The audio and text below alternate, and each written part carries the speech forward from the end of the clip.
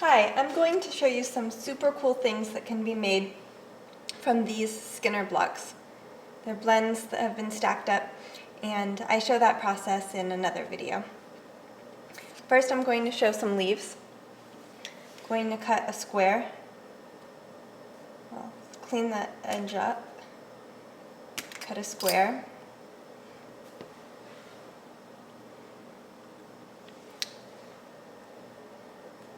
Now I will cut the square diagonally. So now I have a lighter triangle and a darker triangle. If I flip them end to end, I have, if this were a leaf, these would be veins, so they're already the right direction. Now I just have to slightly squash this into the shape of a leaf.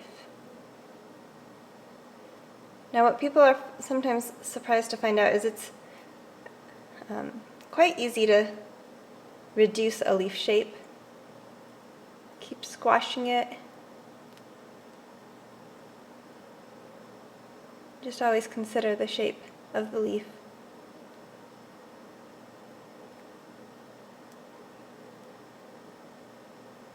So this will make quite a few leaf canes, especially if you're making leaf slices, especially if you're making a small leaves.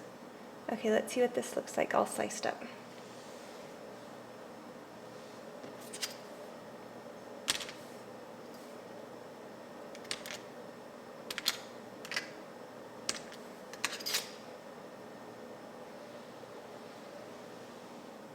How easy was that?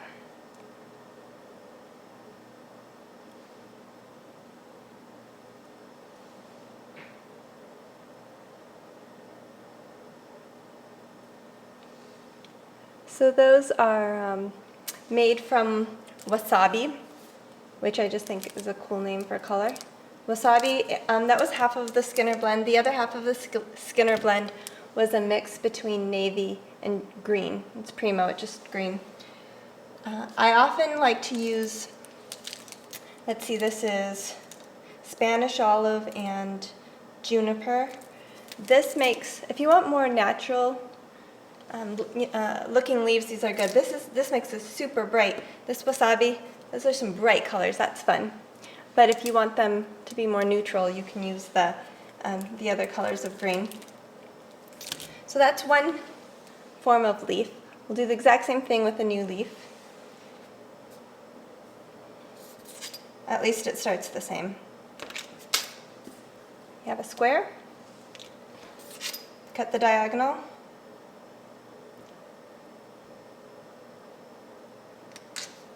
this time I'm going to make two separate leaves. This triangle I'm going to use twice in this triangle. So now I have to cut it in half. I'll set it down like this, cut it in half the other direction.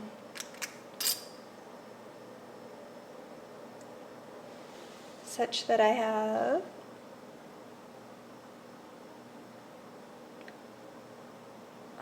two halves of a triangle. Same thing with the other side.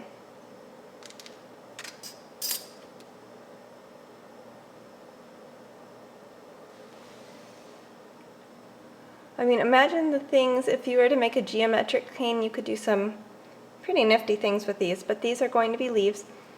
The one thing is I want a center stripe. So for each of these, I'll slice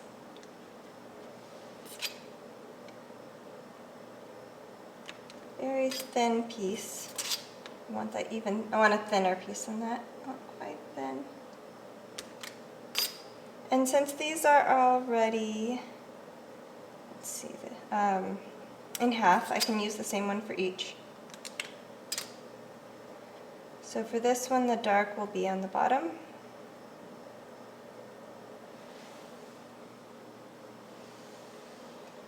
And this one, the light will be on the bottom. And I could take more time to pinch. You know, that should be kind of tapered. So I can take the time to pinch that end so it's nice and smooth.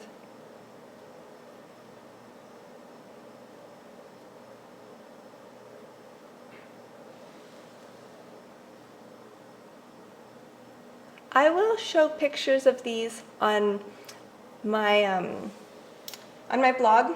If you go to polymerclayworkshop.com, I'll go ahead and list pictures of these so that they'll be a lot easier to see.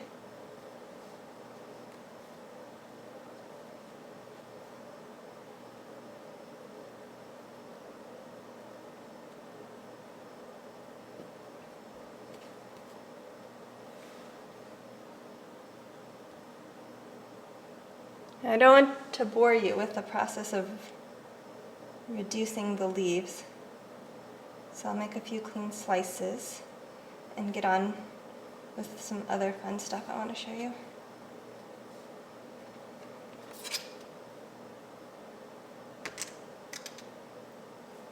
This is not a sharp blade, so it does squash the leaf.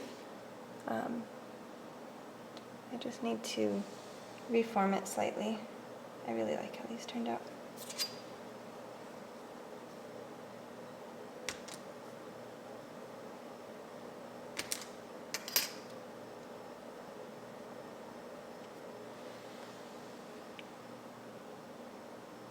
So those are my leaf canes.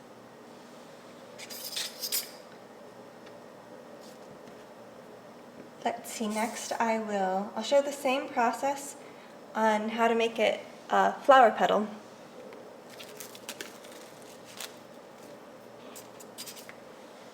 Got some purple here. Got the square, got the diagonal,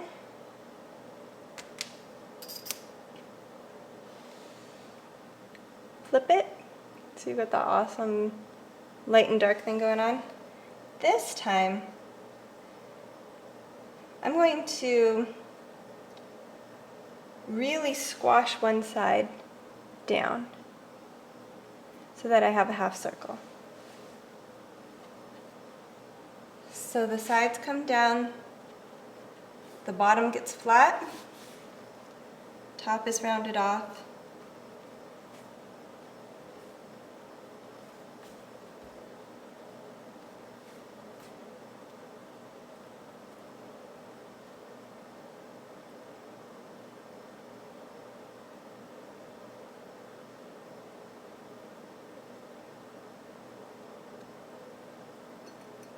So that's the same as this leaf.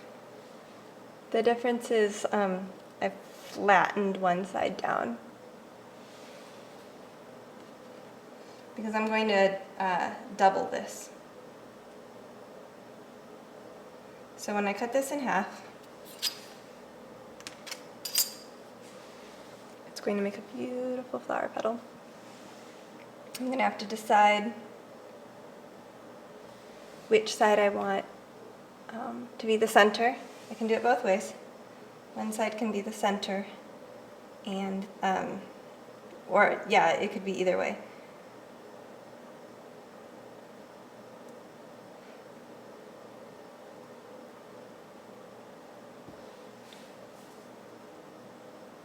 I don't really roll the clay when I reduce it, even if I were to make this a circle. I pull it, twist it, form it. This one I want to make fairly small because once this flower will not have a background. You can reduce them without a background, but it's always easier to just start without. Reduce it at this stage.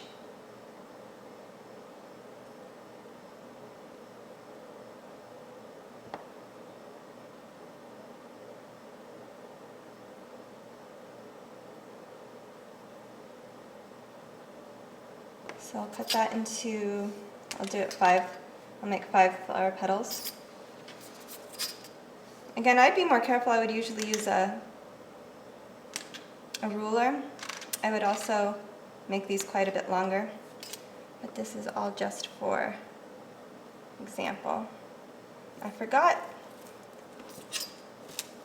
to make the center, so I'm going to steal a little bit from this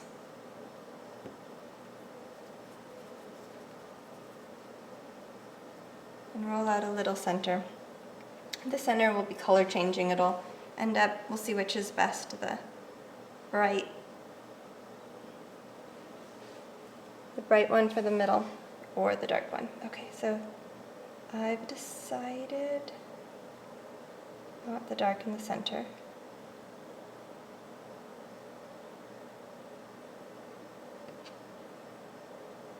Of course, I could assemble this individually too. I do that a lot. Just make the petals, and then when you have a project, go ahead and assemble it. You don't have to make the whole flower into a cane, because that can be difficult for cutting or reducing. It can be. It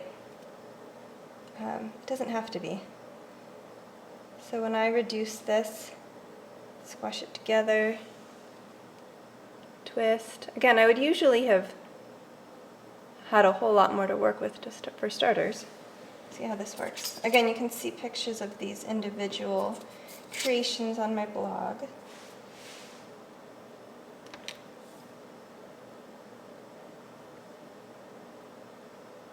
Let's see how these turned out.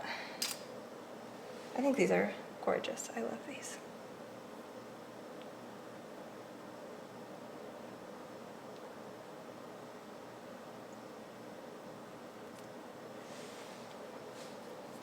Now for some more crazy 3D and geometric effects. Let's do a water drop idea. This blend you'll see on my blog also. It's purple, blush, and black. I'm going to make, you can make a Skinner, one of my other videos shows a Skinner roll, but I want this one to, I don't want the light part to be directly in the center.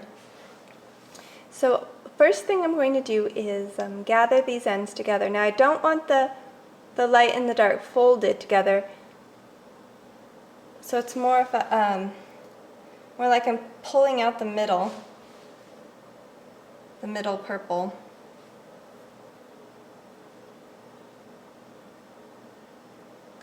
And then I'm going to bend this into a circle. Be very careful about it so that the pink starts gradually getting closer and closer.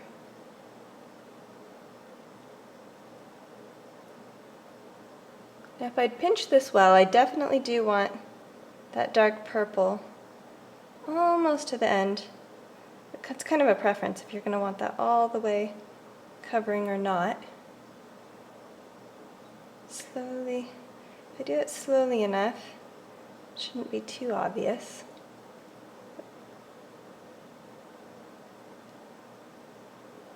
And I close it up. And see how the center is, the bright part is offset. Now I have a circle.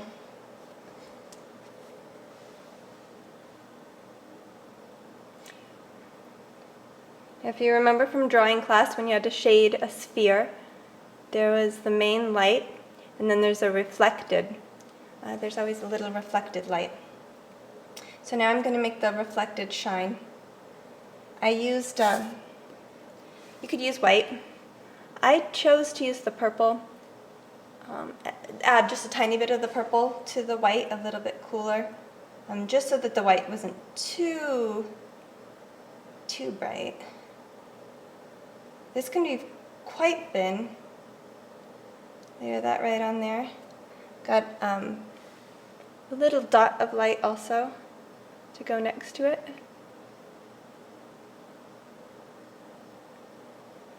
And then from the beginning when I had this block, I saved some of the darkest clay.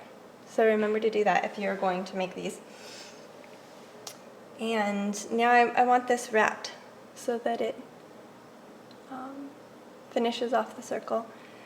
These edges will have to be pinched very, very sharp so that they blend, they meld right on to the edge of the circle almost seamlessly. I smear them and pinch them pretty tight.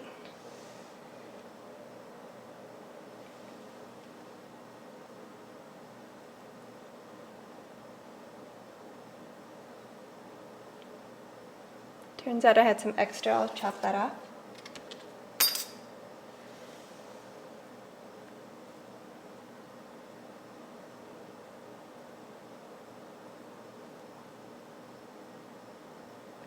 This one's really cool.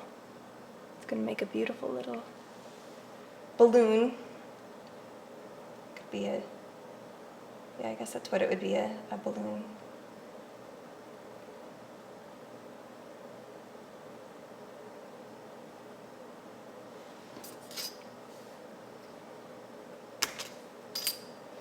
See how cool and shiny that turns out?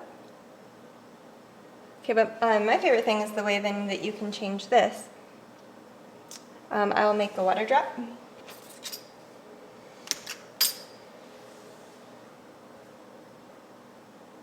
I pinch, let's see, yeah, pinch that up like that.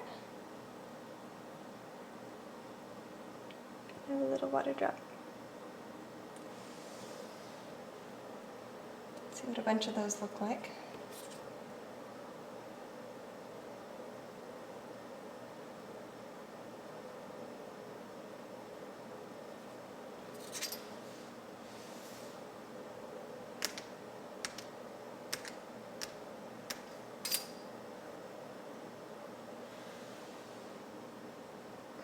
I'm not sure how visible these are on the video. So now my favorite is also making this into a heart. So make this into a heart. Make sure the reflected light is on one side and the light pink is on the other side, and I'm going to squash this down.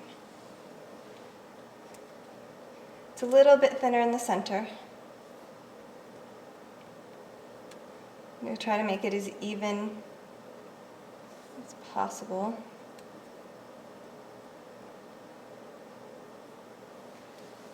That's squashed. Fold it in half. Once you fold it in half, pinch the bottom sharp.